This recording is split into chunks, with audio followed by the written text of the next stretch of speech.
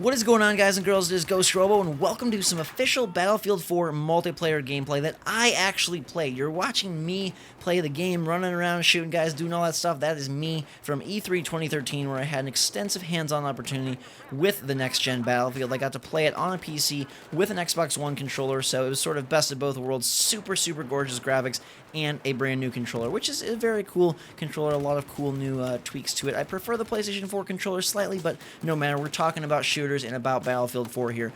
On most accounts, it's basically a very, very pretty Battlefield 3, and for a lot of people, that's great. That's exactly what they wanted. It has much more scope than I'm accustomed to seeing, especially in a vertical sense.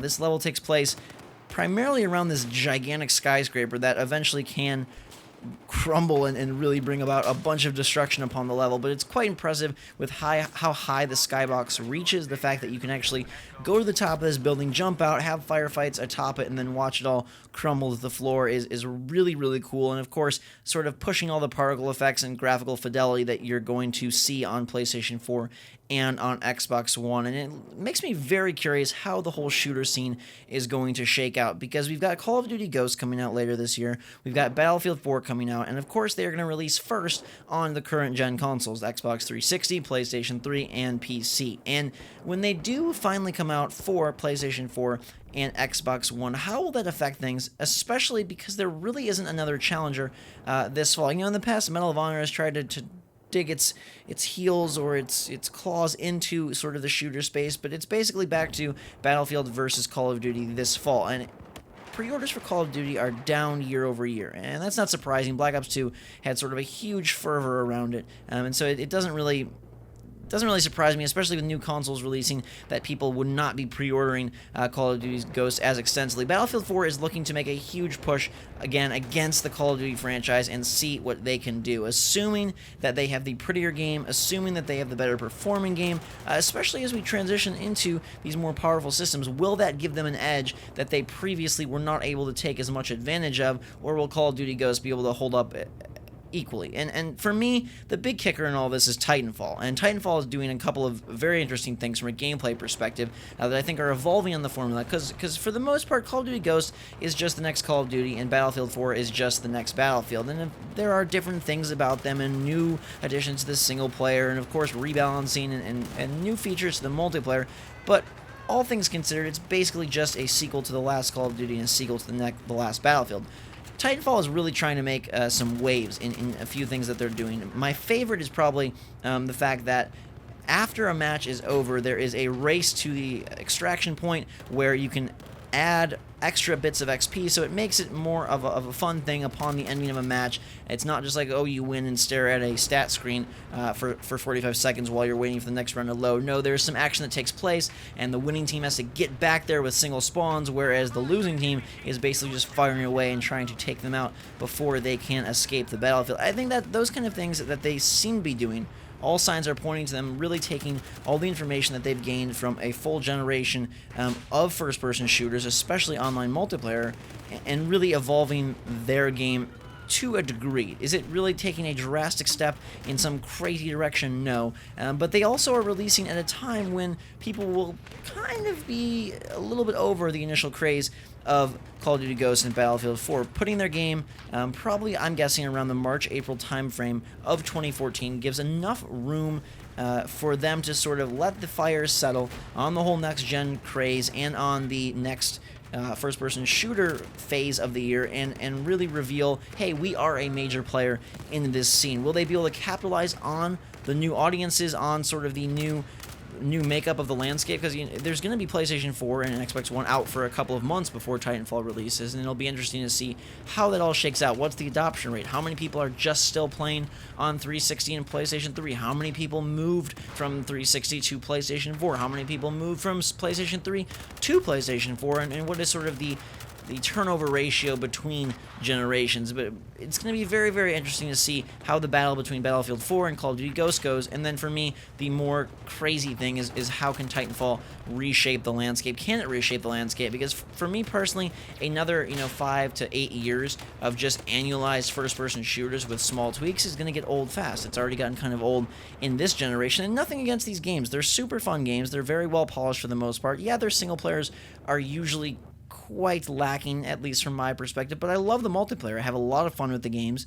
I post them, on here. I share gameplay with you guys. I play it on my own time. I play it with friends. I enjoy them a lot, but it's like, how can we evolve the formula in the same way that I feel The Last of Us evolved upon Uncharted, evolved upon a lot of typical platformer third-person shooters of the previous eras, and what do they do to sort of make themselves stand apart? What title will it be that really pushes things to the next level? If you look at this generation, you think of stuff like, the first Call of Duties that released this generation, they kind of took things at least to a next level that helped shape the landscape for the years down the road. And what game is going to be the first sort of icebreaker to shape first-person shooters in particular for PS4 and Xbox One? And I don't think it's going to be Ghost or Battlefield 4. I think they come out right at the start of the cycle, right at the start. There's rumors that, Xbox might launch alongside Call of Duty Ghost, maybe PlayStation 4 launches aside Battlefield 4, who knows. But these games are, for the most part, current-gen games that are being souped up for the next gen, so it's going to take a wave or two before we get to see something revolutionary/evolutionary, and Titanfall, that's another game that falls in the same boat of being cross-gen. Cross-gen is going to throw a loop into a lot of things for many genres. The fact that they are needing to develop these games for both the current generation of systems plus the new ones. The Watch Dogs is an interesting example. They talk about how, a lot of the city effects, the wind effects, things about Chicago are not the same between the next-gen versions and the current-gen versions. And it's like, how much does that impact gameplay? How much can they have it affect gameplay without requiring two completely separate developments? They never will get in a situation where they're making two totally different games. So it's like, at that point, do we really need to wait until 360, PS3 die out before we see true new experiences? Because right now they're going to be hampered by the past, and just the improvements are going to be relegated to graphical boost, to performance boost, to particle effects. Titanfall is talking about taking a lot of the weight of the game and putting it on the cloud. They're at least timed exclusive with Microsoft and Xbox One and Xbox 360, and putting a lot of that power for the game on the cloud. And how does that impact things?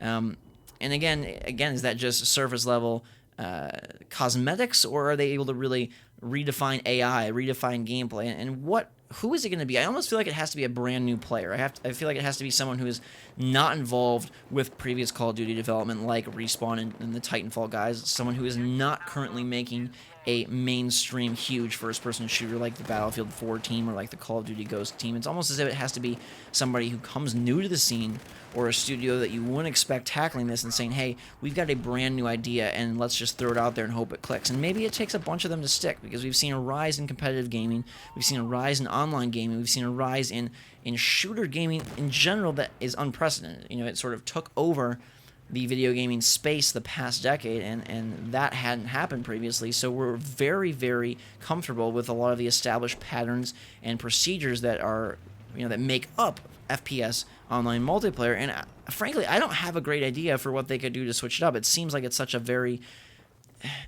it's such a defined genre, right? You have to have a gun, you have to have some secondary weaponry, you have to have matchmaking, you have to have perks and or kill streaks and or boosters and or craftable items, you have to have loadouts. Like, what does it take to shake up the formula? Because just new maps or a new setting, we made a futuristic in outer space, sci-fi Call of Duty, that's cool to have new window dressing, and sure, it's going to push a lot of copies, but is it really going to redefine the genre or redefine first-person shooters in this generation? No, it's going to take something that probably we can't even think about right now, and that might start off very negatively received. We're so sort of integrated with this idea of how things work when it comes to our military shooters, and if that is going to be a genre that exists for a long time, which I know it's going to, how do you dethrone something that has been in the driver's seat for 6, 7, 8, 9, 10 years? As we look down the road till 2014, 2015,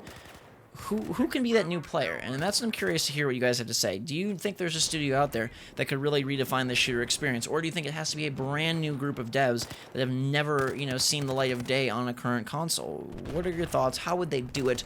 Is it even possible, or are we sort of doomed to let Call of Duty and Battlefield duke it out until they burn it out, sort of like Rock Band and Guitar Hero? That would be sad to see.